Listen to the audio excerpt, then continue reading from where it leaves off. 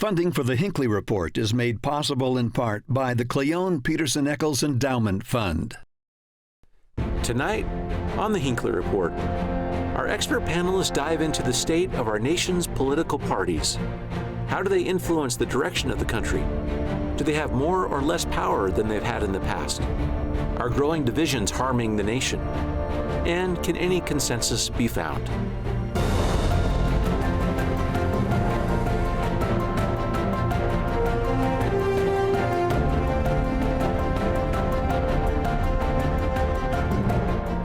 Good evening and welcome to the Hinckley Report. I'm Jason Perry, director of the Hinckley Institute of Politics. Covering the week, we have Jeff Merchant, former chair of the Utah Democratic Party, Leah Murray, director of the Walker Institute of Politics and Public Service at Weber State University, and Thomas Wright, local businessman and former chair of the Utah Republican Party. Thank you so much for being here with us tonight for this very special episode of the Hinckley Report. Tonight, we're talking about parties. All of you have been connected. 2 of you have run parties here in the state of Utah. I want to get into how influential they are, what kind of impact are they having, and what can we see for the future. Jeff, let's start with you. You've run the Democratic Party for the state of Utah. Explain kind of where parties are in the system right now. Yeah, I think that we're in this really strange phase right now for political parties. Certainly we're not in the Tammany Hall days anymore. Parties have lost a lot of influence and a lot of power, and yet still have enough control that, in my mind, they're really kind of messing around with our system. And we're seeing greater and greater challenges for Republicans in particular. We saw that a couple of weeks ago with the speakership. Speaker's race. And I think that we can see a lot of that in the Democratic Party as well. You know, I think that everybody, I could be wrong, but I think everyone would admit that we have more than one party within each of the parties. And so the question is, do we really have a two-party system, or are we really looking at more of a coalition type government that as individual parties we haven't reconciled ourselves to? Leah, looking through this lens for the state of Utah, of course, we'll talk about how our demographics break out here too, but is that an interesting thing to hear former chair of the party, the Democrats, say? We know there's a large supermajority in Utah of Republicans, but even within the Democratic Party, you have divisions. Yeah, no, and I think that makes sense, right? I think the problem with a two-party system is how do I say, aggregates a whole bunch of different interests, right? So the reason why each party has so many different versions of itself, right, is because there's so many different versions of how we could think about policy and our interests, and we're just hanging out in a team together in an attempt to win an election. Go ahead, Thomas. You know, I was just thinking back to Citizens versus United. I think that was a Supreme Court decision in about 2010 where super PACs came onto the scene. And when super PACs came onto the scene, the political landscape shifted. Corporations and people who had been very active in the political party found another avenue.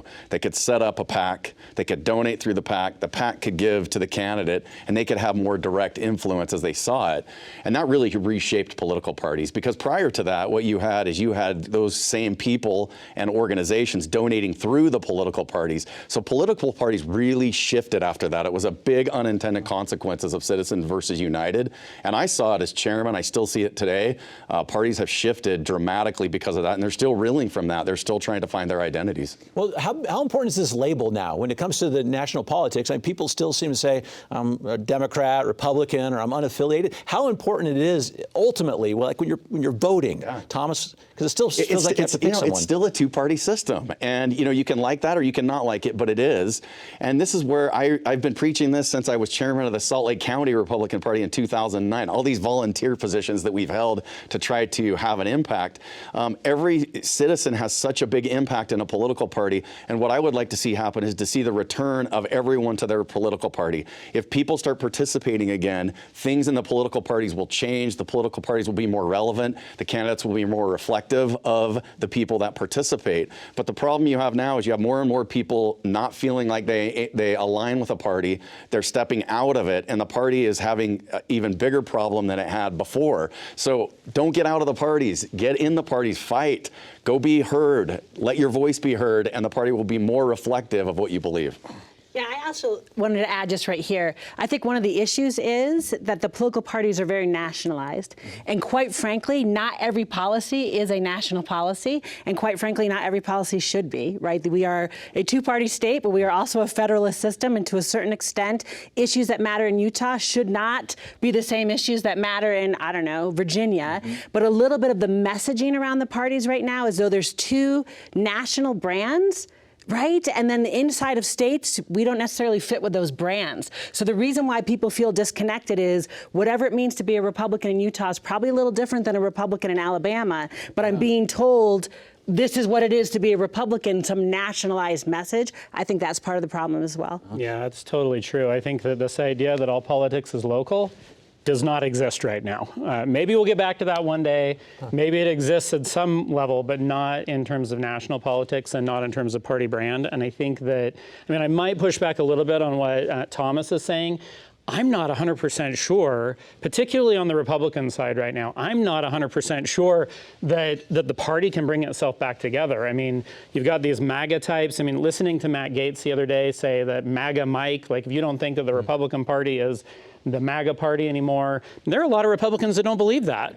And I don't know how they're going to be able to reconcile those differences without one side or the other side walking away. I just don't anymore. I always love when the former Democrat chairs analyze the Republican Party. That's because I'm right on this one.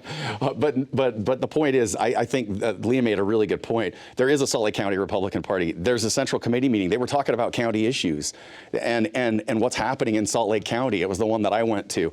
There are vibrant parties out there. The problem is we don't have enough participation.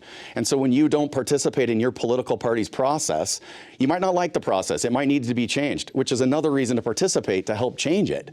But when you don't participate, you abdicate your voice to somebody else. Somebody else is there, and they will vocalize how they feel, and it might not be the way you feel. So a little bit of participation can go a long way for people that feel like their parties are not representative of them. Don't give up on them. Go be a part of them. That's how I initially got involved. I was really, truthfully, not that partisan. I'm a staunch conservative for sure, but I wasn't willing to let my voice be abdicated to somebody else. And then I ended up being the chairman of the party. That was never a path that I saw myself on. And nobody out there needs to do that for sure, but a little bit more participation would go a really long way, locally and nationally. Let's break this out a little bit too, because to see where people in Utah are, because it's not a often well-known number here. There's been a red state for some time. Lee, I want to ask you how this breaks out. But as of today, Utah, I just want to get to the numbers. 50% of the voters say they are Republicans, 30% unaffiliated. That's what's interesting. 30% unaffiliated, 15% are Democrats, 5% other. Everyone doesn't realize that that's the breakout right there. So how does that fit in when you have a significant portion, 30%, that really don't at least claim they are one or the other right now? Yeah, but don't you think a little bit that's about being a Western state? So I'm just going to say municipal elections in Utah are nonpartisan. I grew up in the state of New York. Municipal elections were partisan. So I think there are elections that matter in this state that you don't have to be a partisan for. So that allows some room for people to be unaffiliated. I don't know, but I think they probably have a team. Does that make sense? But they know they don't need it for every election. And so I think it's that kind of Western vibe of parties aren't as important or as embedded as I used to see back east that affects those numbers a little bit. But Jeff, of course, to that great point, you're going to have to affiliate to vote. Well, certainly on the Republican side, you do. If you want to vote in a primary, you do. Yes. Yeah, I think there's also this element of people being sick and tired of partisanship and the Republicans and Democrats. A recent poll that Pew did showed that over 80% of people think that the parties exist solely to bash down the other party, and they're not, either of them are doing anything. And so I think that there are a lot of people that are being turned off because of what was said earlier, which is this idea that there's just too many things that one party is trying to do. Okay, we have students that are talking to us. Oh, go ahead, Thomas. First. I was just going to say, I think if we all sat down, we would agree on probably a lot of the issues. Like if we back of the napkin sat down as political parties and leaders in Congress, we could solve most of the country's problems. And this idea that partisanship exists to raise money is real. It's real in Washington, D.C., and we have to be really cautious about falling for that. Because at the end of the day, nobody wants our country to be $33 trillion in debt, right? We could go down the list, and both parties are to blame for that, by the way, which is nauseating as a Republican that I have to admit that, right? We're the party of fiscal conservatism, and we have just as as much to do with the national debt as the Democrats do. We have to admit that. But back of the napkin, I think we could solve a lot of the country's issues if we just put the weapons of politicism down, right? The polarization. And then we can get to the last 20%. We can have a healthy debate. But right now, DC and the politicians are leading us to believe that the 20% is 100%, and it's not. It's not. There's a lot of things that we could agree on, and we could move the country forward. This sort of conversation trickles down into our students. Lee, you do such a great job with your students at Weber State. We have one from the U. Our student body president submitted a question for us today about this very issue. Let's watch that, and if you will respond, Leah. Hi, my name is Jack O'Leary. I am a senior studying economics and political science. I'm originally from Chicago, Illinois, and I am the student body president this year for ASUU. Talking about government, partisanship is at an all-time high, not only in Utah, but across the country. How do you think we can tackle coming together as Americans and decreasing partisanship in our elections as we approach the 2024 election with Joe Biden and Donald Trump leading both parties' respective polls? Oh my gosh, right? I think he reflects just what I hear from my students, which is these are very old men. A little bit, I think young people don't see themselves in who's running for office, right? And so they feel very alienated from, like, how old is Joe Biden? I mean, he's an octogenarian, right? And to a certain extent, Donald Trump's not that far behind him. So a little bit, I think they see parties as old, outdated. Do you know what I'm saying? Yeah. Like, and they kind of conflate that with the octogenarian class that we've got, wanting in Washington. Well, and the words political parties use, like caucus meetings and state central committees. I mean, it sounds like something out of the Soviet Union, truthfully, right? And so, there is an appeal to a younger group. I was just at a high school class, which I love to go and do, speaking about politics and how our political system in Utah works, trying to encourage them to participate, regardless of what their ideology is. And we need to do more of that, right? Because like I said before, if we don't get more people participating, then the people that show up are going to run the political parties. So we all have a responsibility to go out and get involved. It's interesting, Jeff, because even as we're talking about trying to be not so partisan, even in that question from the student body president, he brings up a couple names that tend to pull you to a side. Yeah. I mean, I think it's true. And I think the one thing we haven't talked about in this whole discussion of parties is the influence of media, whether it's, the far right wing side or the far left side.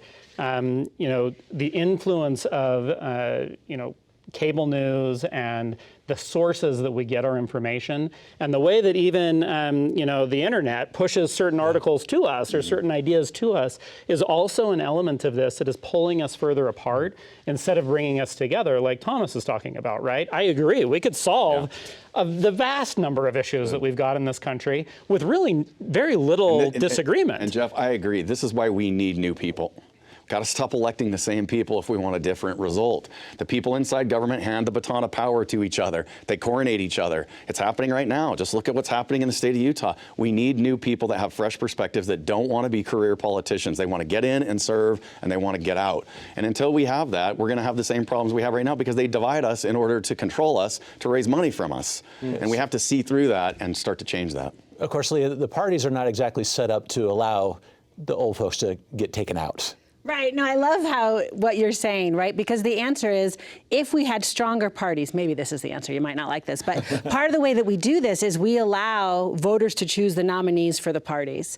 That allows the media in, that allows the money in, right? Whereas if we went back to Tammany Hall and party leaders chose your nominees, then you might actually have some reasonable conversation around who would be a good person to represent us. Maybe it should be a new voice. But the fact of the matter is, the way that it's set up now, where we use primaries generally, right? I know that we use caucuses in Utah, but like generally using primaries, it's name recognition. It's how much money do I have? It's how many ads can I run? And then, of course, that bleeds into, right, the same people over and over and over again. It does. And what that does is, a lot of people think, oh, these two candidates, I don't like either of them. And they get disenfranchised with politics. But instead of getting disenfranchised, we need to get them involved a little bit sooner so they can have a say in who the two are. And I've talked a lot about this in the high school I was in this week that I just referenced, and with my kids and their friends, trying to teach and educate that you can have a say in who the two are if you just get involved a little bit earlier in the process. But if you just wait till November and you wait till your ballot comes in the mail, you're probably not going to like the two choices. And you have to earn the right to complain about that, in my opinion. You got to earn the right by being involved just a little bit sooner. sooner. And it doesn't take that much time. It doesn't take that much energy. But if we could inspire this generation and our citizens that they could have a huge impact in the two-party system and they would show up, we would see different outcomes. If we look at, go ahead, Jeff. If you look at the parties, the media, the candidates themselves, I want to use them through some statistics that are not all that great in some recent polling that happened nationwide. This is the AP NORC Research Center. 78% of voters in the country think we're heading in the wrong direction. 60% of Americans believe their family income is falling behind the cost of living, and only 30% felt that like they are keeping up. So talk about that. I mean, it's a little bit, is it too much to say who's to blame for this? I mean, this is a pretty big number across the board. Yeah, I mean, I don't know if there's anyone not to blame for it. I mean, I think that, we're in a situation where, we've had a Congress that hasn't been able to function for a couple of weeks. We've got, major international incidents that are going on, and nothing's really happening. And I think that, in part, what people expect is, for right or for wrong, that they go out, they vote, and the government does its job while they go and they do their job, right? They take care of their family, they do all of that. And right now, we really don't have a government that's doing that job, their job. Now, you can blame Republicans, you can blame Democrats, but at the end of the day, like we've been talking about, I think there's a lot of work that could be done that everyone could agree on, and we just are unwilling to do that. Well, maybe not us, but certainly the politicians are unwilling to do it. I want to play a clip, which is interesting. Senator Romney weighed in on this just a little bit about he gives some labels to certain elements of the party itself about who's there and who should be there. Thomas, if you'll watch this and give us a thought about where he's going and what the ramifications may be. Well, there's no question but that the Republican Party today is in the shadow of Donald Trump. He is the leader of the greatest portion of the Republican Party. It's a populist, I believe, demagogue portion of the party. Look, I represent a small wing of the party, if you will. I call it the wise wing of the Republican Party. And I don't believe we're going away. I think ultimately we'll see a resurgence and come back into leadership of the party. Look, my wing of the party talks about policy and about issues that will make a difference to the lives of the American people. The Trump wing of the party talks about resentments of various kind and getting even and settling scores and revisiting the 2020 election. What are the policies for the future? And my party is only going to be successful getting young people to vote for us if we're talking about the future. And that's not happening so far in that other wing. Go ahead, Thomas. This is one of the things that I've always loved about the Republican Party, truthfully, is that there's a lot of different voices and there's a lot of different people with a lot of great ideas. It is the party of the big tent. You can come into the Republican Party, you can have a difference of opinion, you can vocalize it, and you can fight to change the party. I've always loved that about the Republican Party. So here, Senator Romney's making a point about the leadership of our party. Donald Trump is our leader. He looks like he will be the nominee, so he's not wrong about that, and he's offering some suggestions on what his perspective is in moving it forward. But Jason, when you read those statistics that 78% of the country thinks we're heading in the wrong direction and that 60% of Americans are falling behind with their wages, it's just absolutely devastating for me to think about that. A majority of our households out there are struggling under this inflation and this just crushing economy that really has been created by President Biden and his failed policies. And because of that, you have a whole population of people out there that feel like this country's leaving them behind, and that's devastating. And we, every one of us, should stand up and fight for those policies that will alleviate that burden, because that is a heavy burden for American families. And that's really what government is all about, is making the lives of its people better. And right now, our government is making the lives of its people harder. And that's not the way that it's supposed to be. So, Leah, what's interesting is a note from Senator Romney right there about how we need to get our younger people involved and engaged. With the students you talk to, tell us about your conversations there, because I want to think about people who are watching right now who may feel like it's so polarized that they don't want to participate, particularly the younger voters. Yeah, but I would argue, so I guess I would push back just a little bit. I think the political elite are polarized. Okay, so I don't think American voters are polarized. I think the people who make bank off of us politically, right? Like when Senator Romney talks about populism, like what makes that work is when I'm yelling at you and I get everything all keyed up and everyone's all raring to go. But I think mostly, you know, in my classes, most of my students are Republican because we're here in Utah, and they get along fine with the students who are Democrat, and there's no rip-roaring debates and no one's yelling at each other, and we have great conversations about policy. they are all turned off by the noise, the cacophony at the top, where political elite, in order to make money off of us, is screaming at each other, right? So when I hear Senator Romney talk about wise Republicans, I get what he's saying, right? What we need is some kind of more decorum. You know, George Will uses that word, decorum in our politics, rather than this rabble-rousing. Find common ground first. Try to work toward what you can agree with, and then do the other second. But we talked about it earlier. We can't let Washington, D.C. divide and conquer us. That's what they want. They want us divided so they can raise money, so they can maintain power. Just one quick statistic. I think the approval rating of people's members of Congress is in the 60s and 70s. But of Congress as a whole, it's like 10%. So in other words, we think Congress is the problem, but not our Congress person. And I think we need to really look at that. And we need to look at the behavior of everybody that's there. And we need to ask ourselves the question from our own perspective. Are they part of the problem as we perceive it, or part of the solution as we perceive it? And we need to put new people in there that are interested in creating solutions and stop the partisan fighting that's not creating any outcomes for Americans.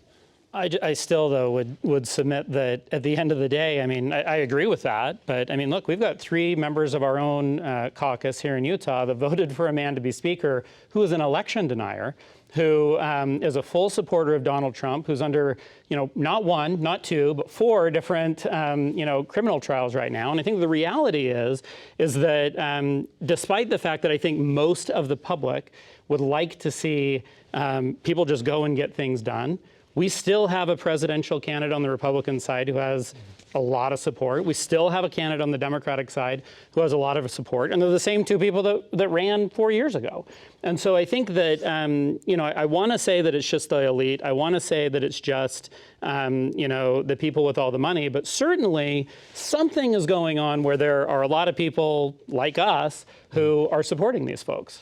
So Leah, how do we sort of emerge above those that are peddling division? Because that is certainly out there. Well, first of all, you have to watch the Hinckley Report, right? Oh, yes, of course. Right? So I think, but to the real, that is my answer. The answer is to be a critical consumer of the information, right? So what I always teach my students is they're making money off of manipulating you. There's not going to be a regulation to stop them from manipulating you. So you have to know what's happening and take the moves, right? Like you have to be a critical consumer of the information to protect yourself from it. And then I guess, slowly, right, we get enough citizens in the system who are participating early, like Thomas says, that are critical consumers, and then maybe we start to right this ship a little bit. Yeah. Let's talk about those access points, because let's just take we want the people to stay engaged and to overcome some of those divisive approaches. So how do we access the system in a way? It's voting, yes, but as particularly you two as head of the parties in the past, give us some counsel. For the people who are watching right now, how do they engage more than just with their vote? Utah's divided into about 2,100 neighborhoods. We call those precincts. And every other year, and even years, so we're coming up on it, we have caucus meetings. Those are just neighborhood meetings where neighbors get together, members of the party, and they elect delegates that go represent them at the county convention and at the state convention. Go to your caucus meeting and make sure the 2 or 1 or 3 people, it's 1, 2, or 3 usually, make sure those people really represent you and your views. Ask them questions about policies and positions and tone and temperament and character, and make sure they're representative of you before they go to the convention. You don't need to go yourself. You just need to spend 1 hour every other March to make sure that the people that come from your neighborhood are representing you and your values. That is the best place to start if you want to make change. Because those delegates ultimately nominate and elect the national delegates, go to the national convention. So really, it all starts right there. Go and participate. It's 1 hour every other year. Jeff? Yeah, I would agree with that to an extent. I think that, I've been shouting that. I'm sure that Thomas has for years and years and years go to these caucus meetings. It doesn't seem to be working. And the real problem is that I think that what we've seen with the caucus system specifically is that it has empowered people on the fringes of the party to kind of take control of the party superstructure. Now, obviously, if everybody went to those caucus meetings, things would change. But in my opinion, I would prefer to see the legislature just get rid of caucuses altogether. Let's just go to a primary system. I think that would be the best way to resolve these kind of issues. I know that there are plenty of people that would disagree with me on that in the state of Utah, but I don't know if that's really the best way. I think that the best way to get people involved is to start getting them to actually run for office themselves, get people that are normal, everyday Americans, everyday Utahns, everyday St. Georgians or Sandyites or Salt Lakers or whatever they're called to start getting involved and actually running. Because until those people start running, the people that are in power aren't going to listen. Once that happens, I think that that's when things really start to change. Okay, Leah. Oh, I mean, I think, I'm sorry, like I would stay with caucuses. I don't mean to, like, so, because it's building community. And I do think the most important things that happen to us happen locally, and it would help us to know what are the issues in my neighborhood, like where are the potholes, I mean, all the things that we can have in common, so we could find the agreement in the disagreements that we have. Does that make sense? Yeah. And that would rebuild this republic bottom up. I think it's the only way to save it. It's good. We can certainly model civil behavior and the way that we should approach these. In our last minute and a half, I'm just kind of curious, if you see people in both parties kind of unitedly saying they're not completely happy with the direction, is there a moment there where a third party could emerge? A third party candidate? Thomas, could it happen? I don't think so. And I'm not saying that I don't want it to, so to speak, but I just haven't, it's never happened. All they've done is played the spoiler. Ross Perot, defeated Bush, who got Clinton elected. Third party candidates usually play the spoiler role. They have unintended consequences of shifting the outcome of the race. But I really do believe that rather than all these, having the legislature tell a private organization it can't hold caucus meetings, which I'm opposed to the government having that kind of overreach or reaching into private organizations, just participating would change all this. All we have to do in this current system that we have is just get people to go. Imagine if everybody went. You know what I mean? How different it would look to the people who, you got to earn the right to complain. I say that, and I'll just close by saying I've knocked on a lot of doors volunteering in my time. And the people who complain the most at the doorstep don't know that I'm holding a clipboard or an iPad now that shows whether or not they voted, and usually they don't. Yeah, participation is it. That's going to have to end it. Thank you so much for this conversation tonight. And thank you for watching The Hinckley Report. The show is also available as a podcast on pbsutah.org/Hinckley Report, or wherever you get your podcasts. Thank you for being with us. We'll see you next week.